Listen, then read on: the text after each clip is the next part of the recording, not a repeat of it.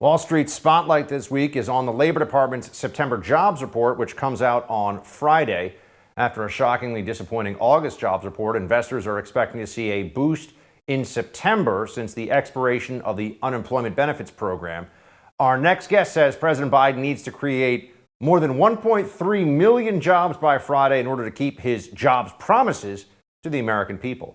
Joining me now is Texas Republican Congressman Kevin Brady. Congressman, great to have you, sir. Good. Thanks for having me. So tell us where we are right now. It looks like we're going to find out there were less than 500,000 jobs for the last month we have data on. Yeah, it looks that way. So, the president's been in office now, 9 months. His economic record right now is marked by pretty disappointing jobs numbers, as we saw in August. Certainly a devastating worker shortage. And now for the whole year, higher prices that have really been, I think, devastating for families' pocketbooks. The question is, on Friday, does he reverse any of that? And my guess is the answer is no. He is well short, 600 and some thousand jobs short of his promises. We call it the Biden jobs deficit. We think that deficit will grow because, as you said, he needs about 1.3 million to keep his promises on jobs from the last COVID stimulus.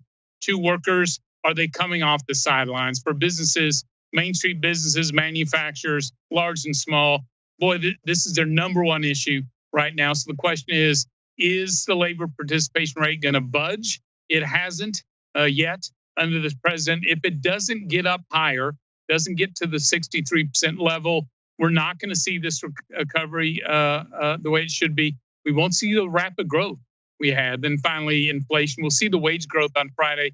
Question is, how much faster are prices going up? I think this will be another month where inflation swamps paychecks. And I think really going forward, I think in October, November, December, you're going to see housing prices, which we all know have gone through the roof, finally reflected in the consumer price index. So I think you're going to see inflation higher and longer than most have predicted. Why is the Biden administration failing, in your mind, to be able to meet the expectations based on his promises about jobs? And what are the key areas where they've come up short, and so the numbers are now coming up short?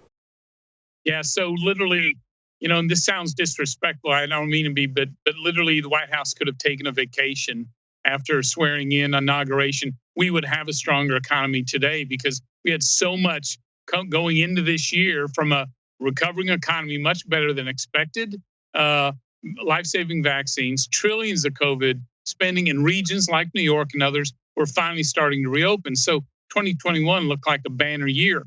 But I think, in the COVID emergency bills, paying people more to stay home than to come back to work. The attack on American energy, has had a big impact there. Now the threat of the crippling tax increases on growth and investment.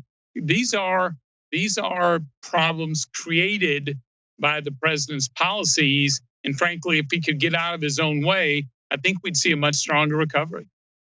The Biden spending plan is coming into a bit of a roadblock right now. We know that Congress has not passed the infrastructure bill, nor is the reconciliation bill passed. Before I get your take on the spending bill items, please tell me the debt ceiling, the battle over the debt ceiling extension right now. What should people know about this? Because I think that we've been through a number of these debt ceiling fights, Congressman, and it feels like they always make the ceiling gets raised, and sometimes it looks like Democrats get away with the demagoguery. Is it different this time? How do you frame the debt ceiling fight? Yeah, so one, it will get done as it should. Two, the demagoguery's hit an all-time record because obviously Democrats have known, look, this is a crisis of their own making. This has been 2 years. They knew this was coming for 2 years. They didn't even draft a budget for the government, much less pass it. Haven't had a single discussion with Republicans on how, not just to raise the debt ceiling, but how do we get a handle on all this national debt? And so they've run up against this. They have the votes to pass it. They just don't want to pass it and are trying to blame Republicans. I predict they'll get it done. They'll have to use reconciliation. I noticed Leader McConnell today the way I would characterize what he did was Democrats have set their own economic house on fire. They've been begging Republicans to help them put it out.